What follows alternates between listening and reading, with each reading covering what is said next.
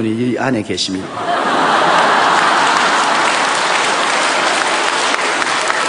그러니까 천막을 이렇게 들쳐서 안을 들여다보니 가만히 깔아놓고 강단은 흙을 이렇게 두두어 놓고 사과 상자 하나 세워놓고 있습니다. 그 다음에는 천막을 내려다니면 나를 쳐다보더니 웃는데 배꼽을 잡고 깔깔 웃더니만 그 다음에 말이 장관입니다. 날 보고 지 팔자나 내 팔자나 한 가지로.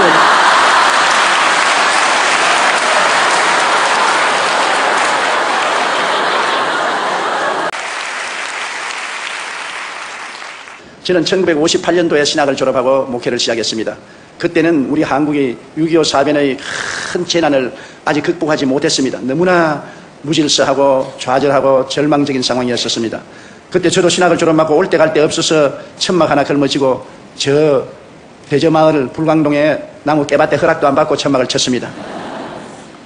천막을 치고 난 다음 그 이튿날 주인이 와서 얼마나 고통을 치는지 주인 앞에 무릎을 꿇고 손을 비비고 백배사죄를 하고 비용을 내겠다고 해서 허락을 받고 24인용 천막입니다. 그것도 뭐 240명 들어갈 천막이면 몰라도 24인용 다 떨어진 천막을 치고 가마니를 깔고 복음을 증거하기 시작했는데 누가 와야 말을 하죠.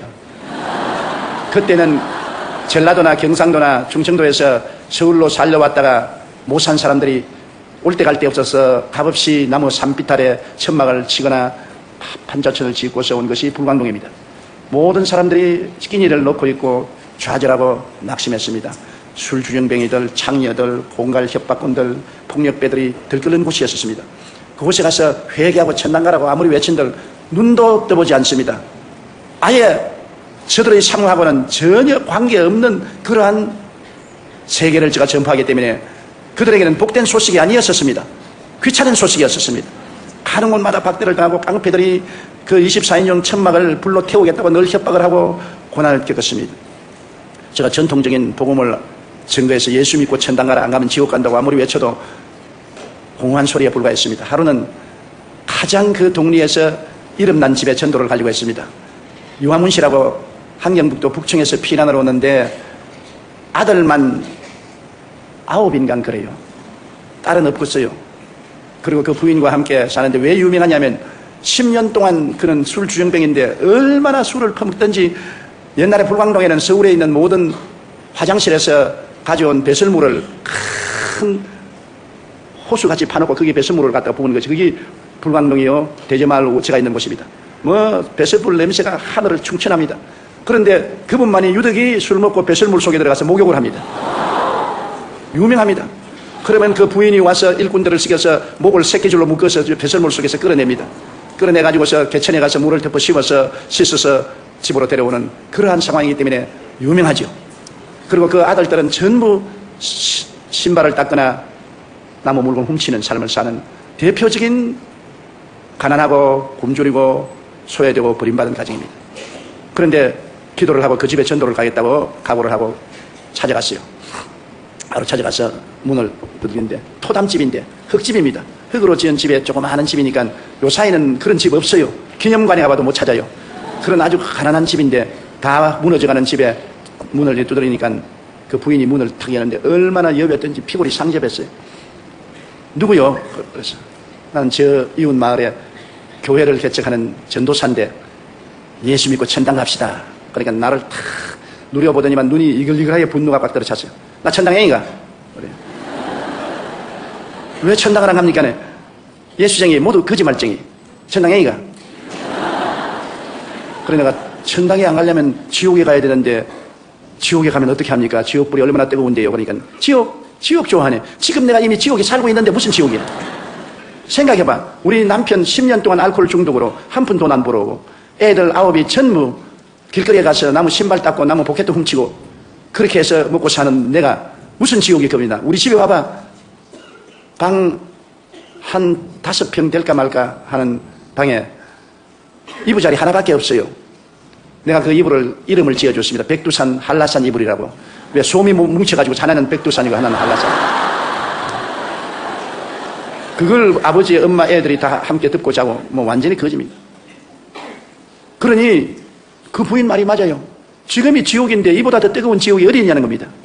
그러니 지옥 가지고서 그런 협박 공갈하지 말라. 이미 내가 지옥에 살고 있다. 그래 천당에 가야지. 그런 거짓말을 왜 하느냐. 천당에 죽고 올라가서 그렇게 좋은 것 같으면, 그렇게 좋은 천당을 죽고 난 이후에 줄 하나님이면 지금 살아있을 때 우리에게 조금 천당 왜 안 주느냐. 정말 하나님이 살아계시고 죽고 난 후에 그런 좋은 천당을 준다면 살아있을 때 우리에게 천당 좀 안 주냐. 우리 천당 어렵지 않다. 담요 몇 장에다가 끼니 쌀만 주면 그게 우리는 천당이다. 그 천당도 못 주는 주제에 무슨 하늘에 올라가서 기와 요초 만발한 곳에 산다는 것은 무슨 말이냐. 아예 나라고 억센 환경도 말로 나를 그냥 질타를 하는.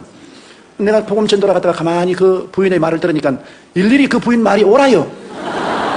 왜냐하면 지옥이 겁날 것 없는 건 지금이 지옥이야. 사는 게 그게 뭐 도저히 상상할 수 없어. 그리고 천당, 그 부인 말 따나 정말 천당이 그렇게 아름다우면 왜 하나님이 그 천당의 몇 부분인 조그마한 천당, 그것도 과한 것 요구하는 천당도 아닙니다. 이부자리 담요 몇 장에다가 이복에다가 먹을 쌀만 좀 주면 그게 천당이겠다 했는데 그것도 못 주는 하나님이 앞으로 어떻게 기와 요초 만발한 아름다운 천당을 주겠냐는 것입니다. 나는 전도하러 갔다가 완전히 전도를 당해가지고서 내 마음에 회의가 꽉 들어찼습니다. 야, 내가 정말로 하나님을 잘 믿고 있는가? 정말 천당에 있는가? 막 그런 퀘션이 들어왔어요. 그래서 복음을 전하러 갈 때는 성경을 끼고 어깨를 펴가는데 들어올 때는 어깨를 쭉 늘어뜨리고 천막교회에 들어와서 가만히 꿇어 앉아가 하나님, 내가 뭘 전도해야 됩니까? 신학교에서 공부한 공부는 이 사람들과는 관계가 없습니다. 너무나 헐벗고 굶주리고 절망이고 병들은 사람에게 회개하라 천국이 가까웠다 해봤자 소용이 없는데 이래가지고서 내가 무슨 목회를 하겠습니까? 그리고 나도 이제 그 여자 말을 들어보니까 나도 천당이 희미합니다. 정말이지 하나님이 살아계시면 이 땅에 살 동안에 천국을 좀 주셔야 안 되겠습니까? 나도 복음을 전도한다고 나왔는데 안 믿는 사람들은 저런 좋은 빌딩을 짓고 큰 극장을 짓고 뭐 댄스홀을 짓고 술집을 짓고 그 사람들이 구름대같이 모여드는데 나는 다 떨어진 24인용 천막에 냄새는 가만히를 깔고 난 다음에 여기 엎드려서 하나님이 여기 계신다 하니 사람들이 하나님하고 잘 살아라고 말하고 안 찾아오니까 어떻게 합니까? 저도 혼돈이 꽉 들어찼어요. 그래서 무릎을 꿇어 엎드려서 모든 선입견을 버리고 성경을 새로 읽기 시작했습니다. 마태복음부터 마가복음, 누가복음, 요한복음, 사도행전, 복음서와 사도행전을 처음 읽는 사람 태도로서 무릎을 꿇고 읽기 시작하니까 내가 아는 예수 그리스도와 성경에 기록된 예수님은 너무나 틀리더라고요. 신학교에서 교수들이 내게 주입해 준 그 예수 그리스도와 성경에 기록된 예수님은 너무나 틀리더라고요. 성경에 기록된 예수님은 천당에 대한 이야기를 한 것이 아니라 가는 곳마다 천당을 나누어 주고 계시더라고요. 죄인의 죄를 용서하시고 병든 자는 고쳐주시고 귀신은 쫓아내시고 배고픈 자는 먹이시고 환난에 들어간 자는 평안을 주시고 그러고 난 다음에 죽는 자는 살려주시면서 천당 가라 하니까 안 믿을 사람 누가 있겠어요? 예수님은 천국에 대하여 이야기하는 것이 아니라 천국을 나누어 주시는데 나는 천국에 대한 이야기만 하지 나누어 주지 못하니까 나로서는 도저히 감당을 못할 일인 것입니다. 내가 주님께 엎드려 눈물을 흘리며 기도했습니다. 주님하고 나하고는 다른, 주님은 사람들에게 와서 그들이 필요한 것을 직접 채워주셨습니다. 죄인에게는 용서를, 외로운 자에게는 평안을, 가난한 자에게는 먹을 것을, 죽는 자는 살려주고 병든 자는 고쳐주시고 귀신은 쫓아내주시고 살아있는 그리스도를 전했는데 나는 역사적인 그리스도를 전하고 천당을 줄 수 없는 사람이 되었으니 어떻게 합니까? 그렇게 눈물을 흘리고 기도를 하는데 성령께서 저에게 말씀하시기를 너도 천당을 주라. 주님, 내가 누구에게 천당을 줍니까? 주님, 도저히 나는 못합니다. 그러니까 네가 잘못되었다. 예수 그리스도는 어제나 오늘이나 영원토록 동일하시고 그가 오늘날 살아계셔 너와 함께 있다면 내가 한 일을 네가 해야 될 것 아니야. 너도 살아있는 하나님을 전가하고 천당을 주라. 소위 말하는 살아있는 성령운동을 하라. 문자적인 신앙을 가지지 말고 살아있는 성령운동을 하라. 그래 기도를 많이 하고 또 얼마 후에 그 이초희 씨 집을 찾아갔습니다. 요번에는 좀 마음이 훈훈해서 제가 찾아가서 문을 두드리니까 문을 탁 열면 또 왔네. 좋은 소식을 가지고 왔습니다. 무슨 좋은 소식?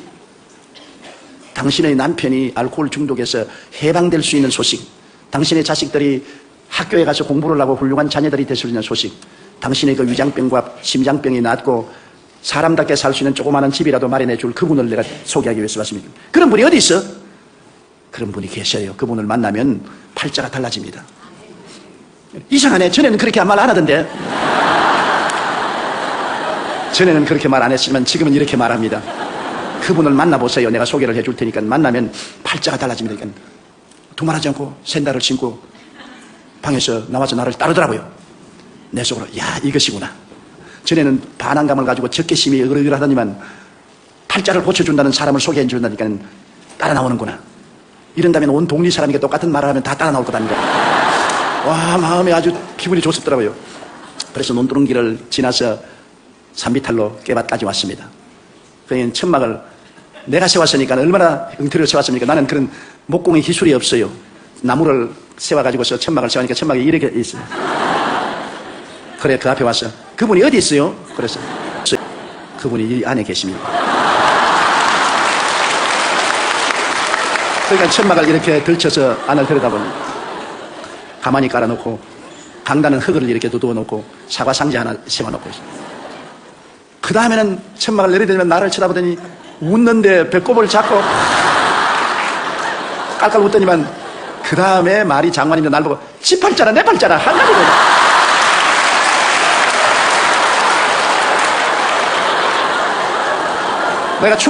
내가 충격을 받았습니다.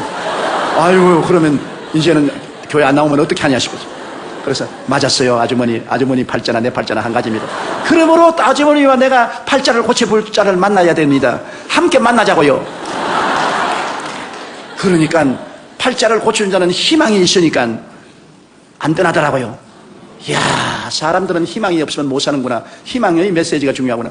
그래 와서 천막교회에 처음으로 제가 한 사람을 전도했습니다. 새벽에 나와서 같이 기도를 하는데 그 남편 이제는 술주정뱅에서 해방되기 위해서 기도를 합니다. 교인들 다 합쳐봤자 한 10명 안 되는데 모여서 기도를 하는데 이 남편이 술이 착 취해가지고서 우리가 기도하는데 와가지고서 너희들이 나 술 안 먹게 하려고 기도한다고. 그날부터 술 맛이 얼마나 좋은지 말도 못해. 아주 여러분의 기도가 내 술안주야. 막 온 천막이 막 술 냄새가 확 납니다. 그러면서 술을 취했으면서도 그런 소리를 하면서 앉아있어요, 천막교회에. 그러니 내가 낙심이 얼마나 됩니까? 나는 그 사람이 싹 해방될 줄 알았는데 술 맛이 더 있다 하는 바람에 기도를 하면 술 맛이 더 있으면 어떻게 하느냐. 그래도 불구하고 그 술이 만취가 되어서 그때부터는 교회에 나와요. 교회에 와서 온갖 잔소리를 다 하고 나에게 온갖 손가락질을 다 하고 그러다가 석 달을 기도했는데 그 부인이 하루아침에 그 애를 보내서 쪽지를 내가 바라보니까 우리 남편이 어제 밤새도록 도끼를 들고 다 죽인다고 야단법석을 하고 하더니만 오늘 혼수 상태에 빠졌으니 빨리 와주십시오. 나는 술주정뱅에서 해방된다고 했는데 혼수 상태가 되어 죽으면 어떻게 하냐. 그 길로 그냥 막 미끄러지면서 넘어지면서 뛰어가서 보니까 혼수 상태가 되어서 홀 골고 있어요. 내 세계에 술 마귀가 이제 떠날랐는구나. 그래 내가 그를 잡고서 나사렛 예수 이름으로 명하노니 알코올 중독의 원수 귀신아 나오라.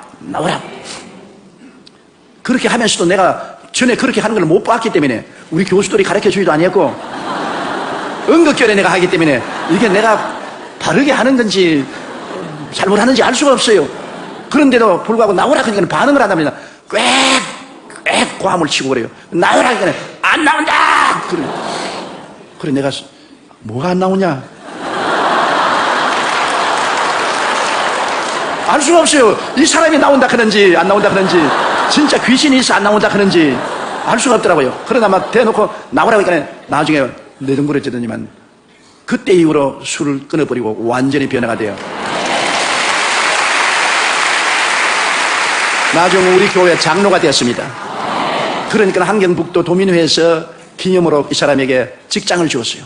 비로소 돈을 벌어서 처음으로 쌀한가마니를 집에 가져왔습니다. 참 그게 에피소드가 있어요. 그 부인이 10년 만에 쌀한가마니를 남편이 사오니까 너무나 반갑고 고맙고 남편이 그렇게 이쁘고 좋더랍니다. 그래서 남편을 끌어안고 키스를 해주고 기도를 하고 했는데 마음속에 우리 전도사님이 11조를 내야 하나님이 복을 준다 그러더라. 11조를 안 내면 하나님 복을 빼앗으면 어떠냐. 그래서 그 쌀가마니에서 11조를 뗐어요. 너무너무나 아까우니까 돌아갔다 붓고 주님 10년 동안 나다를 구경 못한 우리가 이거 먹는다고 하나님이 복 안 주겠냐. 그렇게 좁은 하나님 아니시지. 도로가 그렇지 안 돼. 도로 떠내서 초저녁부터 시작한 것이 새벽기도 4시까지 떼냈다가 부었다가 그 갈등은 말로도 알 수 없습니다. 우리가 지금 웃기는 소리 같지만은 그 가난한 부인의 그 마음의 신앙의 갈등입니다. 그래서 새벽에 종소리를 치니까 그 11조 쌀을 떼는 쌀 봉지를 들고 남편이 가져온 돈의 11조를 들고 너무나 아까워서 울면서 오다가 눈에 미끄러지가 눈바닥에 자빠지니까 이게 그냥 쌀이 눈에 다 쏟아져버려.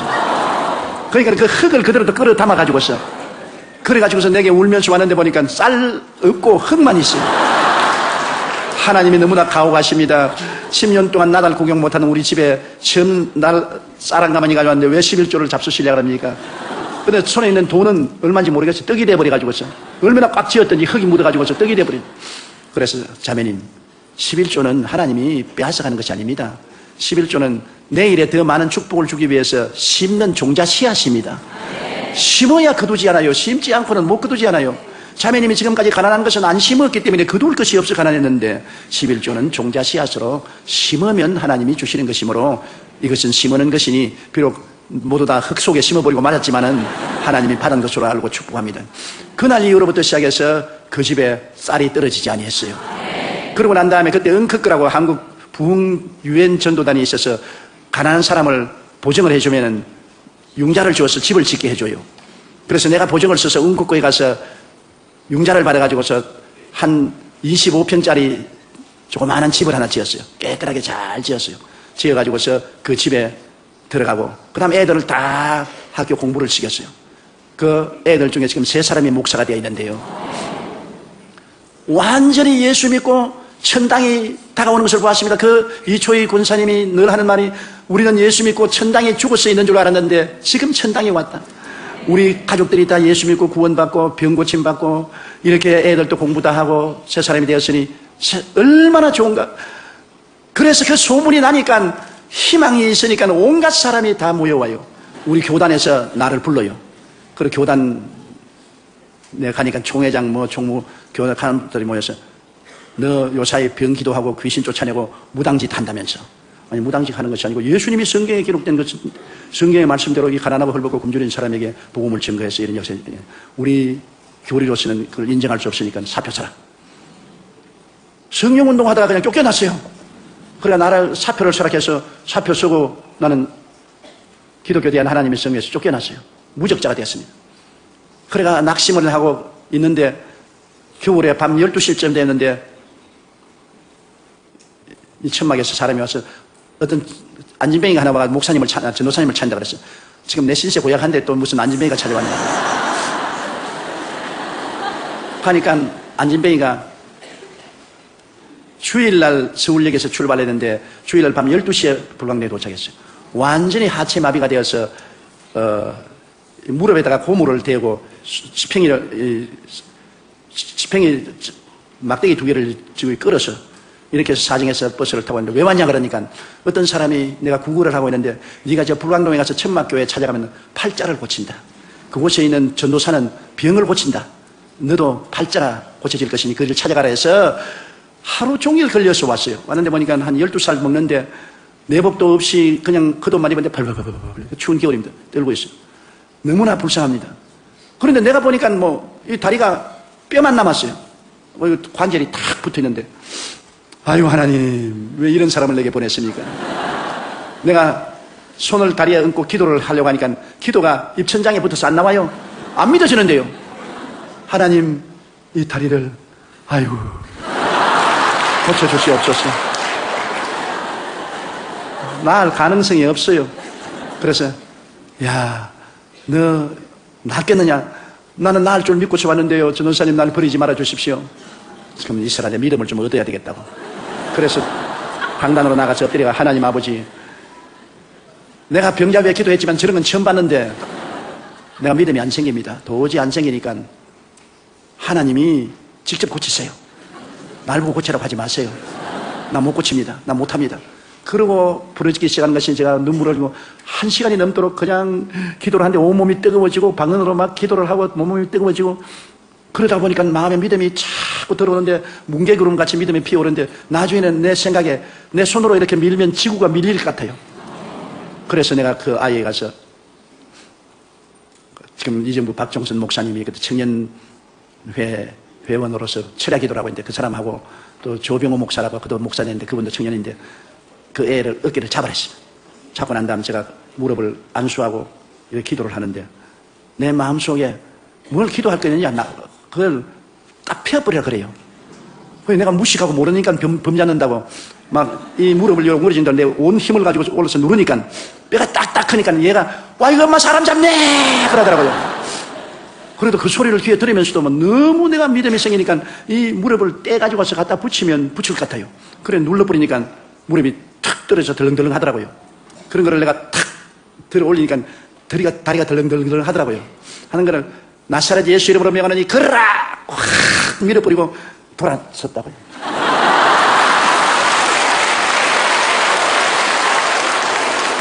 왜냐하면 내 생각에는 그건 막 꼬꾸라졌어요. 그런데 내가 눈을 감고 돌아서 있는데 막 청년들이 박수를 치고 고함을 치고 야단인데 보니까 이놈이 천막을 돌기 시작하는데 뛰고 꾸는데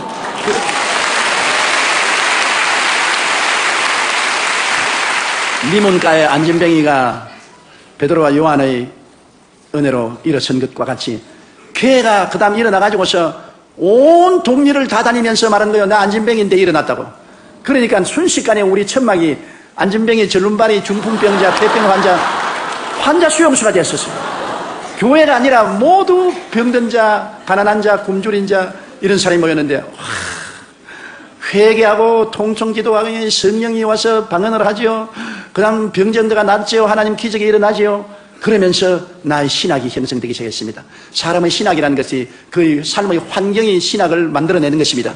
똑같은 예수님도 부자가 보는 예수님과 가난한 사람이 보는 예수님이 다르게 보는 것처럼 내가 그때 비로소 인간은 재난을 당한 존재군. 아담과 하와가 처음 지음을 받았을 때는 하나님이 정말 영혼이 잘됨같이 범사에 잘되며 강건하게 했는데 타락할 때 3대 재앙을 만났구나. 영적으로 죽었지요. 그 다음 범사의 저주를 받아서 땀을 흘려 먹고 사는 가난이 왔지요. 그 다음 너는 흑인이 흑으로 돌아가라. 흑으로 돌아가자니까 병들어서 죽지 않아요. 아담과 하와가 타락한 것은 3대 재앙이다. 그런데 예수님이 오셔서 십자가에 못 박인 것은 3중 축복을 가져왔다. 그 십자가에 못 박여 피를 흘리심으로 일생에 우리 죄를 다 청산하셨다. 죄의 값을 고통을 통해서 다 갚았다. 그가 저주를 받음으로 율법의 저주에서 해방시켰다. 갈라디아서 3장 13절에 그리스도께서 우리를 위하여 저주를 받으사 율법의 저주에서 우리를 속량하였으니 이는 기록된 바 나무에 달린 자마다 저주 아래 있는 자라 하였습니다. 이는 아브라함의 복이 이방인에게 미치게 하려 함이라. 예수님께서 아담에게 내린 그 모든 저주를 십자가에 매달려서 다 청산하셨다. 그 다음에 제가 채찍에 맞음으로 너희가 나음을 입었다. 그리스도께서 우리 연약한 것을 친히 담당하시고 병을 짊어지고 가셨고 그가 채찍에 맞음으로 너희가 나음을 입었다. 병 고침을 받았다. 그래서 제가 그때 내 기초적인 신학이 형성된 것은 인간은 타락함으로 3대 재앙에 봉착했는데 십자가를 통하여 3중 축복을 받아 전인 구원을 얻게 되었다. 사랑하는 자여 내 영혼이 잘됨같이 범사에 잘되며 강건하기를 간구하노라. 우리는 여태까지 영혼 구원만 말했는데 영혼 구원만이 아니다. 시편 103편 오늘 읽은 말씀대로 내 영혼아 야훼를 송축하라. 내 속에 있는 것들아 다 그 성으로 송축하라. 내 영혼아 야훼를 송축하며 그 모든 은택을 잊지 말지어다. 사람들이 다 잊어버리고 있어요. 제가 내 모든 죄악을 사하시며 내 모든 병을 고치시며 내 생명을 파멸해서 구속하시고 인자와 긍휼로 관을 씌우시며 좋은 것으로 내 소원을 만족해 하사 내 청춘으로 독수리같이 새롭게 하시는도다. 하나님께서 잊지 말라고 하는 은택인 것입니다. 그래서 제가 그 단순한 신학이 정립되므로 놀라운 용기와 힘을 가지고 그 사람들에게 복음을 전하기 시작한 것입니다. 우리는 아담 안에서 3대 재앙을 만났으나 예수 그리스도 안에서 3중 축복을 받았다. 여러분 와서 회개하고 성령 받고 방언 말하고 하나님 은혜로 충만하면은 그 다음에는 하나님이 범사에도 축복을 주어서 저주를 제함으로 손으로 하는 일에 복을 주시고 병 낫는다. 단순하지요. 그러나 그 복음을 통해서 1958년도에 개척을 했는데 1961년도에 500명의 교인이 되었습니다. 그 500명의 교인들이 다 나가서 직장을 구하고 직장을 얻고 장사를 하고 술을 마시지 않고 방탕하지 않냐고 잘 살게 되어서 그 사람들이 모여서 땅을 사고 교회를 지을 수 있게 만들어낸 것입니다. 나는 한 동리가 예수 그리스도의 3중 축복의 복음을 듣고 변화되는 것을 봤었습니다. 그 조그마한 동리가 완전히 변화됐어요. 예수님이 점령을 해버렸어요. 1964년도 하루 저녁에는 설교하다가 설교 중간에서 쓰러졌죠. 막 심장이 그대로 막 뛰다가 그냥 딱 멈춰버린 거예요. 그래서 내가 강단에 쓰러졌습니다. 쓰러지니까 교인들이 절단 강단이 났죠. 교회 한 3,000명이 꽉 들어차 있는데 그 앞에서 설교하다가 말고 쓰러져 큰 대자로 들어 누웠으니까 이게 왜 말입니까? 보통 목사 같으면 그냥 한참 성령 운동하고 그냥 방언하고 병가인 기도하고 귀신 쫓아내고 하는 사람이 그 모양이 되었으니까 내가 쓰러지면서 말하기를 하나님 사무실에서 쓰러지게 하시지 왜 강단 앞에서 쓰러지게 하십니까? 그게 내가 마지막 기억입니다. 점잖하게 좀 쓰러지게 만들어주지 아니하시고 이렇게 하십니까? 그러니까 적십자 병원으로 싣고 갔어요. 그래서 적십자 병원에서 나를 조사를 하더니만 어디에 손댈 것이 없다는 겁니다. 영양실조에다가 심장이 아주 나쁘고, 그 다음에는 치질에다가 아주 폐병도 낫지 않는다가 신경쇠약에다가 어디에 손댈 것이 없어. 당신이 이렇게 하면 얼마 안 해서 죽는다. 목회 그만두라. 그래서 집에 들어가서 들어누웠는데 엘리베이터를 타고 끝없이 밑으로 떨어지는 그런 감정입니다. 도저히 견딜 수가 없는 고통입니다. 그래 내가 주님께, 주님 있어요, 나는 이제 목회를 할 수가 없습니다. 이대로 죽을 수도 없고 너무나 원통합니다. 주님이 왜 다른 사람을 다 고치면서 나는 안 고쳐줍니까? 울어도 대답 없는 이름이요, 부르다가 내가 죽을 이름이요. 다른 사람 위해서 기도하면 성령께서 암이 나았다, 절름발이가 나았다고 내게 말씀을 해주세요. 근데 내 병은 말하면 말씀을 안 해주신 것이면 침묵입니다. 아무리 부러져도 나는 병이 안 났습니다. 그러나 다른 병은 왜 그렇게 잘났는지 몰라요. 그러니까 하나님께서 제가 말씀하기를 이제는 네가 목회를 하지 말고 교인들을 세워서 목회를 하라. 그래서 여러분 구역 조직은 제가 원조입니다. 주일날 여러분 내가 설교를 하는데 겨우 와가지고서 그때 7분 설교를 했어요. 서대문에 나왔는데 서대문에 2,000명 하는 교회에 10,000명이 넘게 나왔어요. 그런 가운데도 성경운동하니까 막 교인들은 막 구름대같이 모여오는데 나는 죽을 판이거든. 그래서 내가 성경에 바울을 말한 거 사망은 내 몸에서 역사하고 생명은 너희 안에서 역사한다. 나는 죽어가는데 생명의 역사는 성도들에게 더 일어나는 것입니다. 그래서 내가 보통 7분 설교를 했는데 3번 설교하고 들려서 사무실에 들어갔는데 설교하다가 쓰러지고 결혼 예식을 집행할 수가 없어요. 왜냐하면 신랑 신부 앞에서 잡아주려고 하기 때문에 막 될 수 있으면 짧게 말을 하기 때문에 5분 만에 결혼을 끝마치는 것입니다. 그리고 장례식을 하기가 얼마나 겁이 나냐면 무덤 앞에 구덩이에 내가 먼저 떨어지려고 하는데 관이 내려가기 전에 내가 자꾸 떨어지려고 하는데 그 괴로움은 말로 다 할 수 없습니다. 그 괴로움은 말로 다 할 수 없습니다. 그래서 제가 하나님께서 네가 목회를 하지 말고 너는 평신도들을 가르쳐서 목회를 시켜라. 그래서 구역을 조직하기 시작해서 교회를 구역으로 나누어서 5가정씩 이렇게 나누어 가지고서 구역을 만들고, 그러면 5구역이 모이면 지역을 만들고, 이렇게 해서 교회를 맺겠습니다. 그 다음에 구역장 교본이나 적고, 저는 주일날 설교가 난 다음 주일날까지 들어누워 있어요. 일어날 수가 없습니다. 너무 심장이 나쁘니까. 그 다음 다음 주일날 겨우 일어나가지고 와서 설교가 난 다음 또 가서 또 들어누워 있고, 그 고통은 말로 다 할 수 없습니다. 그런데 하나님은 참 어떤 데 보면 무자비하더라고요. 1964년도에 내가 들어누워서 고통을 당하고 있는데 너는 온 천하에 다니며 만민에게 복음을 전하라. 하나님 내 혼자 어떻게 떠납니까? 이 약한 몸으로. 그때는 또 해외 나가면 선교로 나간다 해도 200불밖에 안 바꿔주는데 돈 200불 가지고서 내가 어떻게 합니까? 그러나 주님께서 너는 선교로 출발하라. 선교로 출발하라. 우리 교회도 겨우 목회하는데 그래서 죽기 아니면 살기입니다. 죽기 아니면 살기. 내가 여러분 뭐라고 말해도 하용조 목사님의 마음을 뼈속까지 알아요. 여러분은 모릅니다. 그 종이 얼마나 눈물과 피와 땀과 죽음을 앞서 체험하면서 목회를 하고 있다는 건 여러분은 모릅니다. 과부가 과부 사정한다고. 내가 그 길을 걸어왔기 때문에 나는 알아요. 그래서 내가 그분을 사랑하고 존경하고 그분은 순교적인 사명을 가지고 복음을 전한 줄 알아요.